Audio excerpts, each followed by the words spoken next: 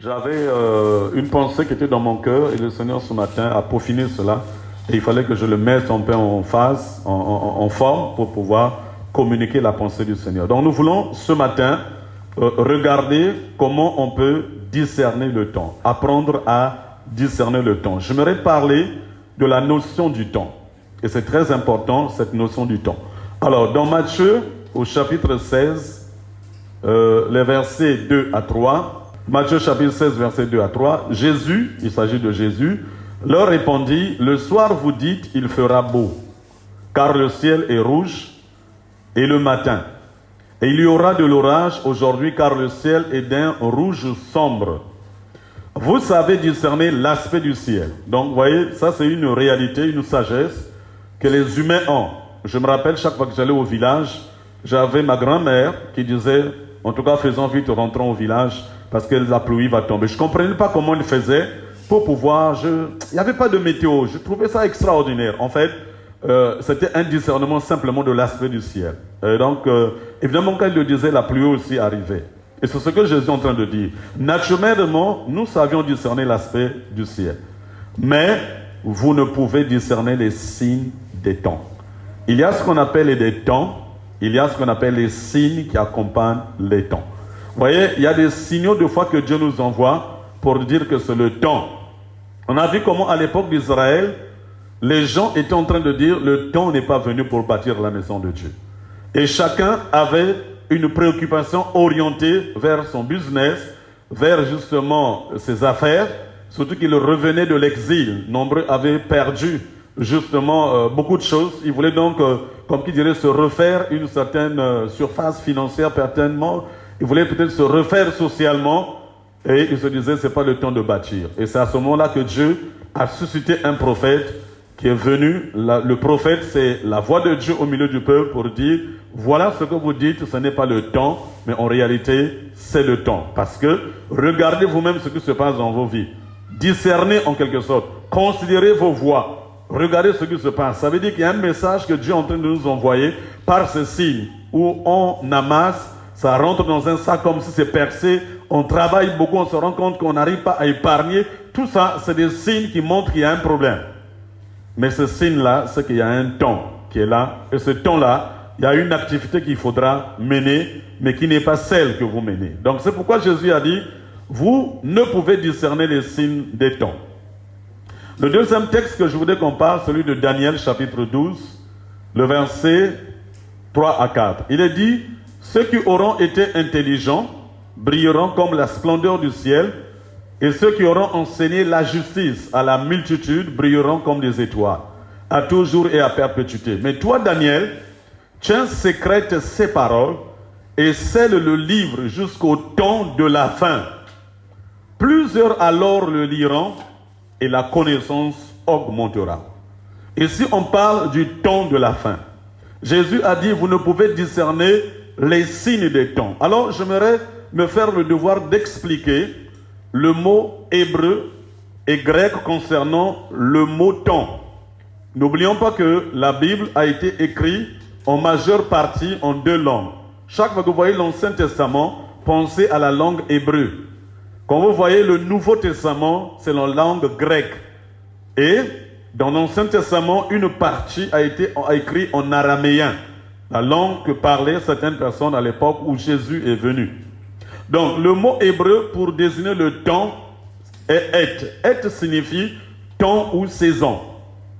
Mais les mots qui peuvent désigner ce qu'on appelle le hasard, parce qu'il y a des gens qui pensent qu'il y a ce qu'on appelle le hasard des temps, a fait que. C'est le langage humain. Le hasard a fait que. Je me suis retrouvé au bon endroit, au bon moment. Les gens appellent ça le hasard. Le mot qui désigne hasard, c'est Pega-Garat. Mais le premier mot que j'ai dit être là, celui-là, il présente ce qu'on appelle une image, non pas des événements aléatoires, c'est-à-dire qu'au hasard comme ça, bon, c'est le destin, non.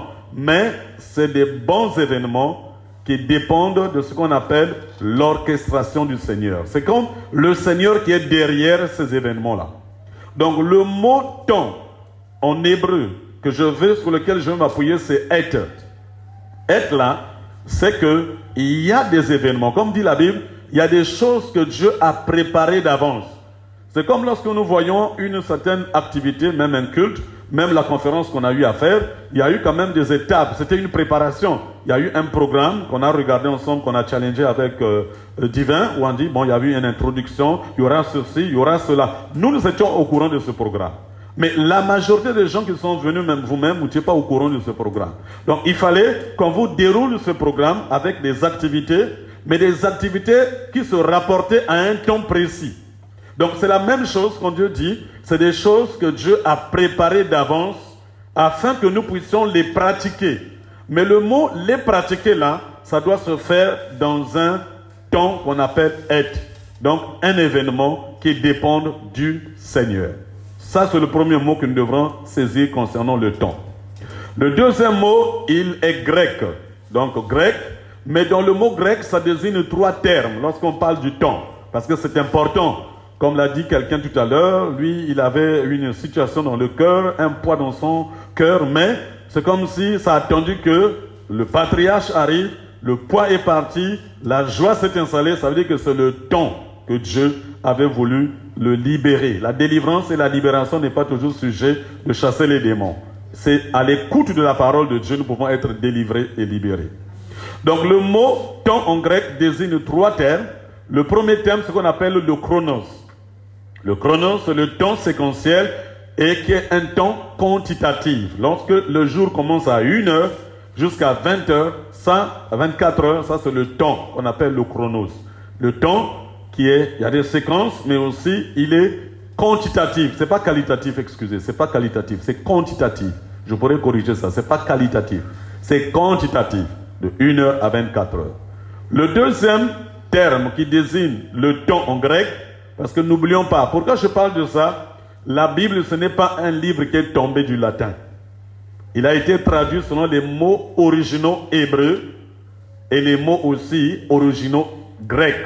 C'est pourquoi si nous voulons mieux comprendre la pensée de Dieu, des fois on est obligé d'aller dans le contexte de la culture de l'époque pour qu'on soit mieux capable ou outillé de mieux interpréter la parole de Dieu. C'est pourquoi nous parlons, c'est le temps où vraiment il faut que l'intelligence augmente. Le deuxième mot c'est kairos. Kairos, c'est le temps qui est fluctuant, mais c'est celui-là qui est qualitatif. C'est ce qu'on appelle le temps de Dieu pour une action spécifique. Il est dit par exemple, au temps marqué, Christ est né d'une femme, dans un corps semblable à celui de nôtre. Parce que c'était prophétisé par Isaïe, et quand le temps s'est accompli, c'est le temps marqué là, c'est le kairos, un temps où Dieu a fait une action spécifique. Le dernier mot qui désigne le temps, c'est aion. Aion là, désigne ce qu'on appelle le temps cyclique, qui a trait à ce qu'on appelle l'âge. On peut parler du présent âge, ou l'âge passé, ou l'âge de l'Église, où on peut penser à la génération. Comme a dit Jésus, la génération qui verront ces choses-là ne passera point. C'est aussi un ère. Aujourd'hui, on est dans le temps présent, c'est un âge qui est là, mais il y a aussi l'éternité qui est notre âge. Un autre âge qui n'a rien à voir avec l'âge actuel. Donc, si vous voudriez, nous pouvons prendre le dernier mot là, c'est celui-là dont j'aimerais un peu je pense qu'on va commencer par là. Je vais expliquer ce mot par 2 Pierre chapitre 3, le verset 8. 2 Pierre chapitre 3, le verset 8, il est dit ceci. Il est une chose bien aimée que nous ne devons pas ignorer. C'est que devant le Seigneur, un jour est comme 1000 ans. Et 1000 ans sont comme un jour. Quand on parle de un jour est comme 1000 ans, c'est que Dieu n'est pas influencé par le temps, quoique il accomplit certaines choses sur la terre par rapport à un temps donné, qui est le kairos. Mais ici, ce que nous devrons comprendre, c'est que quand Dieu dit qu'un jour est comme 1000 ans, ce temps dont tu es en train de parler ici, c'est le temps qu'on vient de voir. Qu'on a dit quoi? C'est le temps aion. Aion là, c'est comme une période donnée, un ère, où il y a une génération, ou peut-être plusieurs générations qui peuvent fonctionner dans ce temps-là. Donc quand on dit un jour est comme 1000 ans, le Seigneur est en train de parler d'un âge donné dans lequel l'accomplissement de la parole qui a été dite doit s'accomplir. La suite dit quoi? Le Seigneur ne tarde pas dans l'accomplissement de sa promesse. On parle de la notion du temps. Il a dit qu'il vient, oui, mais il ne vient pas toujours. Pourquoi? C'est comme s'il tarde. Non, il ne tarde pas. Il y a ce temps-là qu'il a défini, qu'on appelle aion en grec, qui est un âge donné dans lequel certaines activités doivent se faire. Donc le Seigneur qui ne tarde pas dans l'accomplissement de la promesse comme quelques-uns le croient. Mais il use de patience envers vous, ne voulant pas qu'aucun périsse, mais voulant que tous arrivent à la repentance. Ensuite, le jour du Seigneur viendra comme un voleur. Donc dans cette période d'âge, il y a un jour où il vient. Mais ce jour-là marquera la fin de cet âge-là. Donc, en ce jour-là, qui est la fin de ce temps de Aion, ce temps-là qu'on appelle âge, ce temps qu'on appelle, qui concerne une génération ou des générations données, quand ce temps-là va prendre fin, lui, il vient. En ce jour, les cieux passeront avec fracas, les éléments embrassés se dissoudront et la terre, avec les œuvres qu'elle renferme, sera consumée. Donc, j'aimerais qu'on reste dans cette optique de un jour est comme 1000 ans. On n'a pas dit égal à 1000 ans. C'est comme dit Dieu qui veut nous expliquer les réalités éternelles, prend le langage humain pour essayer un peu de nous faire comprendre quand lui il voit un jour à quoi cela peut être assimilé dans le langage des hommes. C'est comme 1000 ans. Et 1000 ans peut être ramené comme un jour. Donc le temps n'influe pas dans un âge parce que lui il attend dans cet âge-là que certaines activités qu'il a prévues soient réalisées. C'est ça qui l'importe. Donc nous pouvons, en fonction de la manière dont nous réagissons, retarder cela ou être exclus de ce grand programme de Dieu pour que Dieu trouve d'autres personnes avec qui il pourra fonctionner pour accomplir ce qu'il a déclaré par rapport à cet âge-là.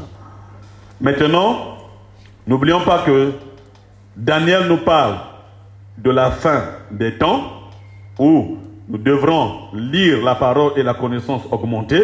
Cette fin des temps concerne l'âge dont je parle là, Aion, cette période-là. Et donc, quand Jésus arrive, il est dit ceci dans Hébreux chapitre 1er, les versets 1 à 3. Après avoir autrefois, à plusieurs reprises et de plusieurs manières, parlé à nos pères par les prophètes, Dieu, dans ces derniers temps. Donc, quand tu parles de ces derniers temps-là, il fait allusion à cet âge-là que je viens d'énumérer, Aion, où il nous a parlé par le Fils. Donc, dès que Jésus est arrivé, a commencé un âge dans cette fourchette-là d'âge donné qu'on appelle Aion, cette période bien définie, Jésus est venu dans cette période-là, donc dans ces derniers jours. Il nous parle par le Fils, qu'il a établi héritier de toutes choses, par lequel il a aussi créé le monde, et qui étant le reflet de sa gloire et l'empreinte de sa personne, et soutenant toutes choses par sa parole puissante, il a fait la purification des péchés. Ça nous renvoie à la croix. Donc il est apparu, il a libéré la fréquence, il est venu révéler le Père. Cela n'a pas suffi. Il devait finaliser tout ce qui devait être fait. La purification des péchés à la croix, il a été sacrifié. En plus, lorsqu'on dit qu'il est assis à la droite de la majesté divine très haut, c'est qu'il y a eu la résurrection, sa résurrection, et il a reconstitué, comment dire, réconcilié l'humanité. Donc, il est assis dans une position très haut. Donc, cette séquence-là que Jésus a déroulée, qui est le Kairos, donc un temps précis dans le grand âge, est-ce que vous comprenez? Cette période-là, nous sommes en ce qu'on appelle les derniers jours, dans les derniers jours, avec une séquence particulière où Jésus intervient pour initier ce qu'on appelle les derniers temps. C'est pourquoi après sa résurrection, étant assis à la majesté divine dans les lieux très hauts, il a fait quoi? Il a répandu l'esprit sur les disciples pour commencer certaines activités autres. Parce qu'il a dit, il faut que je m'en aille. Si je ne m'en vais pas, il y a une autre séquence qui doit se dérouler. Le Saint-Esprit ne viendra pas. Et s'il ne vient pas, on risque de ne pas accomplir certaines histoires. Donc, il faut que je m'en aille. Il est allé Dans son temps, il a accompli, parce que n'oublions que lui-même est la parole qui sort de sa bouche ne retourne pas à lui sans avoir exécuté sa volonté. Il est la parole faite chair qui est descendue pour avec une mission précise, le kairos de Dieu. Il a accompli ce qu'il devait accomplir. Par la suite, elle est retournée, cette parole s'est accomplie. À la croix, il a dit, tout est accompli. Lui étant la parole, est reparti assis à la droite du Père. Il a terminé cette séquence. Ensuite, le Saint-Esprit étant répandu, il y a une suite, toujours dans les derniers temps. C'est pourquoi quand les apôtres sont en train de prophétiser, de parler en langue, les gens sont étonnés et les gens pensaient qu'ils étaient ivres, ils ont bu. Mais l'autre dit, mais Paul dit c'est à peine la 9e heure, il est encore 9 heures du matin, les bars ne sont pas ouverts. Donc il est dit dans Acte 2, le verset 15 à 17, ces gens ne sont pas ivres comme vous le supposez. Car c'est la 3e heure du jour, il est encore 9 heures. Mais c'est ici ce qui a été dit par le prophète Joël. Donc ce que vous voyez là, la manifestation de l'esprit, les gens qui parlent en langue, c'est ce que Joël a dit. Qu'est-ce que Joël a dit?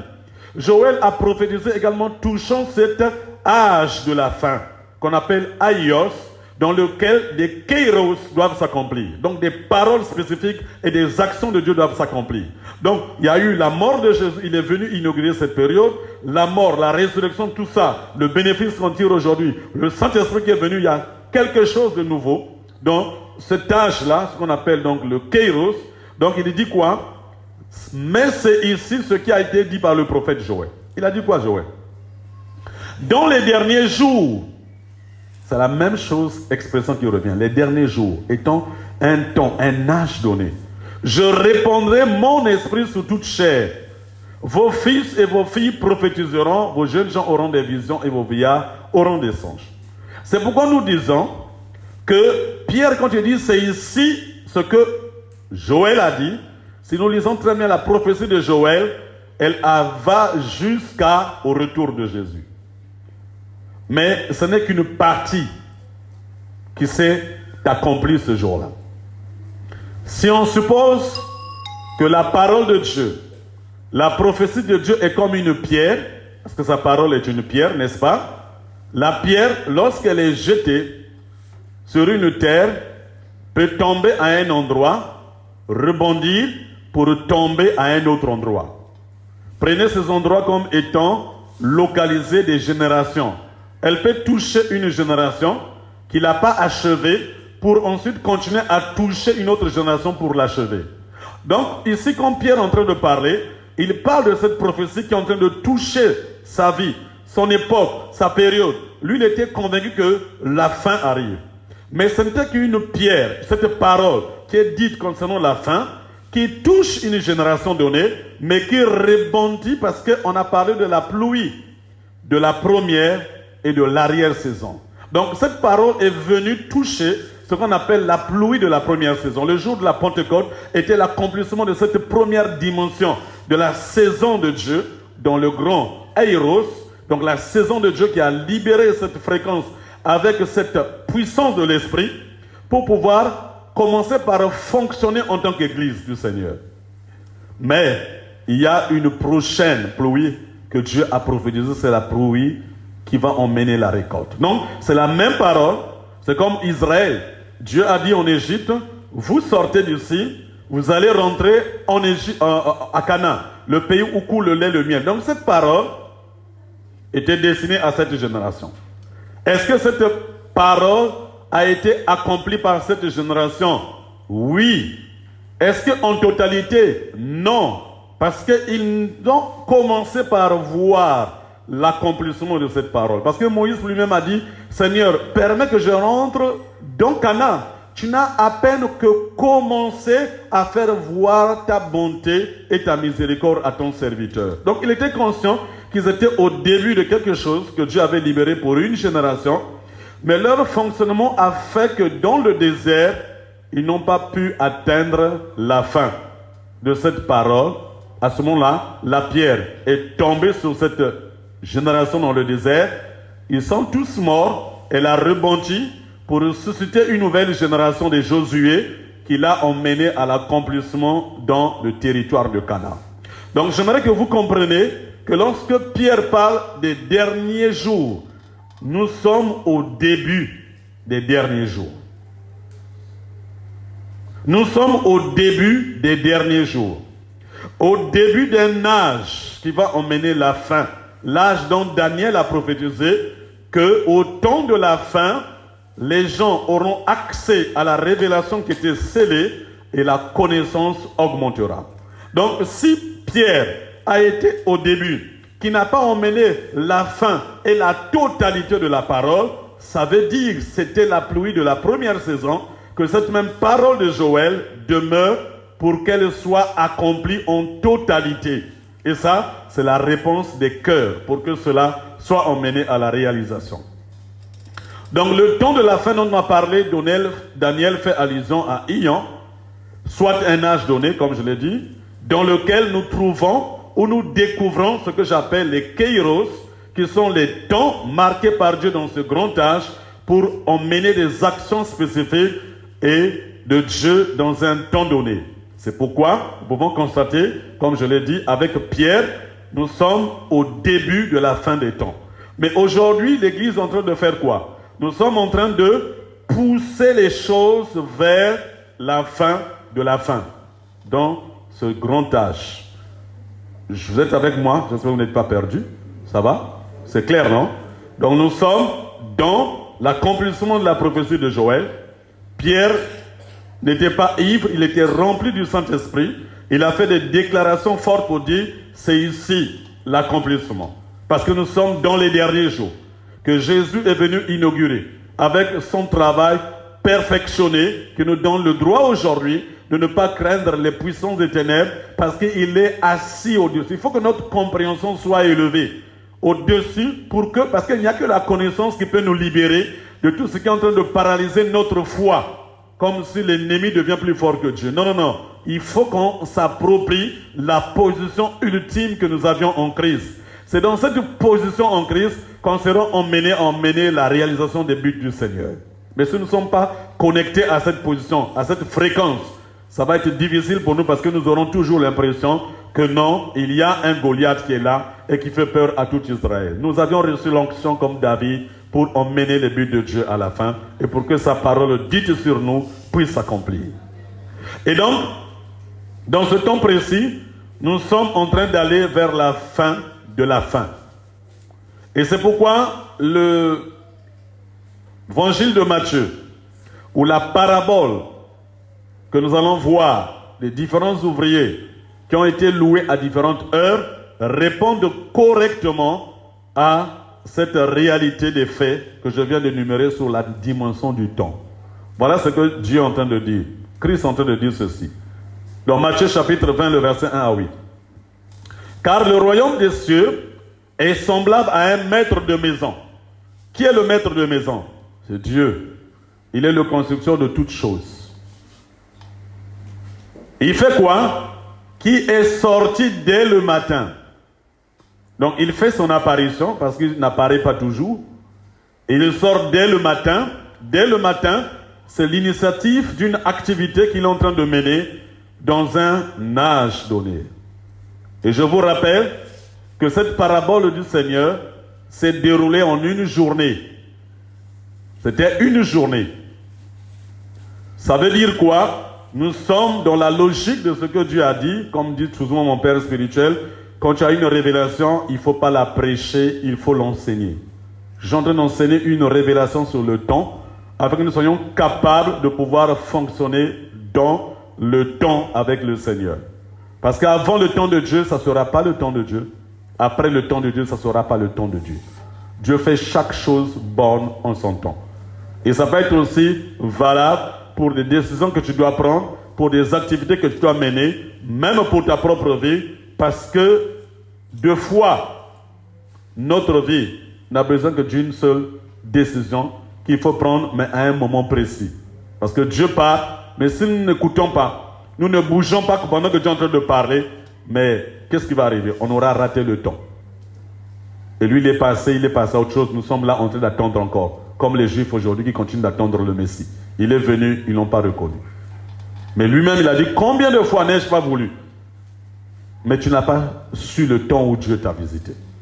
Des fois, il y a des moments où Dieu nous visite. Ça peut être par la parole, par l'envoi de l'un de ses serviteurs, Mais des fois, nous avons du mal à discerner qu'est-ce qui est en train de se passer. Donc, il est sorti dès le matin, afin de louer des ouvriers pour sa mission. Je répète, ça se passe à une journée, on va le lire. Il convint avec eux d'un dernier, par jour, et il les envoya à sa vigne, celui le propriétaire de la vigne. Il est sorti vers la 3e heure, et il en fit d'autres qui étaient sur la place, sans rien faire. Il leur dit, allez aussi à ma vigne, et je vous donnerai ce qui sera raisonnable. Et ils y allèrent. Il sortit de nouveau vers la 6e heure, et vers la 9e, et il le fit de même. Étant sorti vers la 11e heure, il en trouva d'autres qui étaient sur la place, et il leur dit, pourquoi vous tenez-vous ici toute la journée? Toute la journée, c'était une journée, toute la journée sans rien faire. Il lui répondit, c'est que personne ne nous a loués. Allez aussi à ma vigne, leur dit-il. Quand le soir fut venu, la journée est bouclée. Cette histoire se déroule dans ce que j'ai appelé le Eiros de Dieu. Un âge donné où Dieu est sorti. En Christ, il a commencé à exécuter son programme, son activité. Dès le matin, il est sorti. Ça se passe dans un jour. Un jour est comme 1000 ans. C'est un âge. Ce que nous sommes en train de voir, Jésus est en train de parler comment est-ce qu'il fonctionne dans le temps. C'est un âge donné qu'il déploie, l'âge dans lequel nous sommes de l'Église, où il sort dès les premières heures. On a vu comment, non pas Jésus, parce que Jésus est celui qui a activé, quand Pierre est en train de proclamer, c'est ici la première, ce qui avait été dit dans les derniers jours. Le commencement de quelque chose avec l'Église, d'un âge donné, d'un ère dans lequel Dieu est en train d'accomplir tout ce qu'il avait planifié pour emmener la fin de toutes choses. Il faut que vous compreniez, ça se passe dans un âge. Mais nous voyons que il est sorti, pas de façon chronométrique, un peu comme dans le temps des ans. Il est sorti dès la première heure. Prenons le cas, peut-être c'était 1 heure. Il est sorti à 2 heures, c'est ce qu'on a dit. Il est sorti à 3 heures. Il est sorti à 4 heures. Il est sorti à 5 heures. Il est sorti à 6 heures jusqu'à 12 heures. C'est ce qu'on a dit? Non. Ça, c'est ce que j'appelle le chronos, le temps des hommes. Nous sommes régulés par cela. 8 heures, je dois aller travailler. Je dois rentrer. Telle heure, je dois faire ceci. Je dois manger. Demain matin, ça, c'est le chronos, le temps des hommes. Mais dans ce chronos, qui est inclus dans le grand Eiros, l'âge dans lequel nous sommes, le Seigneur est en train de sortir. C'est ça que j'appelle le Kairos. Il y a un temps précis où il sort pour venir parler à des ouvriers. Il appelle les ouvriers. Il leur donne sa parole. Dieu ne peut pas apparaître, te visiter si il ne te donne pas sa parole que tu dois pouvoir libérer. Et il fait quoi? Il les envoie dans sa ville. Et la ville, c'est le peuple de Dieu. Il l'a fait dès la première heure. Ensuite, il l'a fait encore dès vous êtes avec moi? Par la 2e heure. Il a fait passer la 2e heure. Ce n'était pas l'heure où il devait revenir. Il est reparti encore. Il est ressorti à la 3e heure. Il a sauté la 4e heure. Il a sauté la 5e heure. Il est venu encore à la 6e heure. Les 6e heures, des premières heures, 3e heure, 9e heure, 11e heure, c'est les Kairos de Dieu. Dieu sort avec une parole spécifique, un appel pour dire aux gens, voilà ce que vous devrez faire. Il y a des gens qui ont commencé le travail, c'est vrai, mais à un certain moment, c'est sûr que le maître a dit, ces gars-là qui ont commencé là, ils ne vont pas tenir, ils ne vont pas finir. Il faut que je renforce l'équipe. Et tant qu'ils sont là, il y a des nouveaux qui arrivent avec une nouvelle énergie, à une heure donnée, pour le même travail dans cette période donnée. Nous sommes en train de parler de la perfection de l'Église, la conformité à l'image de Christ. Ça se passe là. Donc ici, nous voyons, chaque fois qu'il sortait, c'était qu'il avait une parole à adresser. Et je ne pense pas que, même quand il sort à la 11e heure, quand il dit, pourquoi vous tenez-vous ici toute la journée sans rien faire? Imaginez. Pensez-vous que les gens peuvent se retrouver quelque part toute une journée sans rien faire? Non, c'est pas incroyable. Certainement qu'ils étaient en train de jouer aux dames.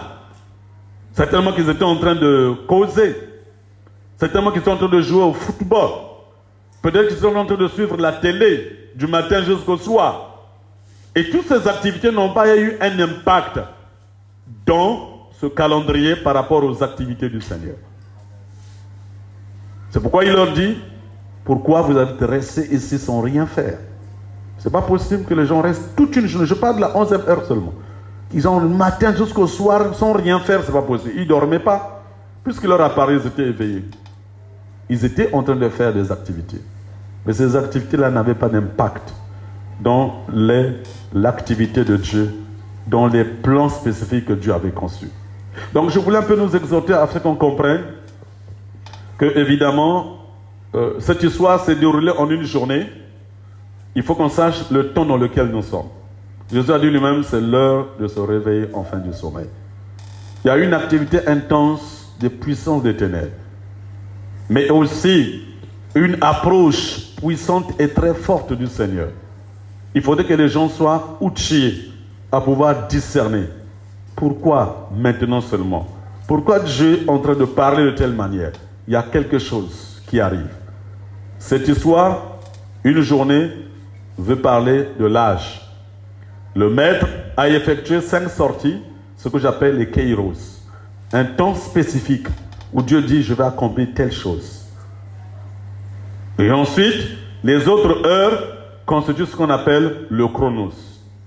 Alors, dans 1 Corinthiens chapitre 12, le verset 32, je voulais lire ce texte. Il est dit ceci. C'est un texte qu'on a l'habitude de lire. Des fils d'Isaacar. C'était des fils qui avaient un trait d'affiliation avec Isaacar, le père.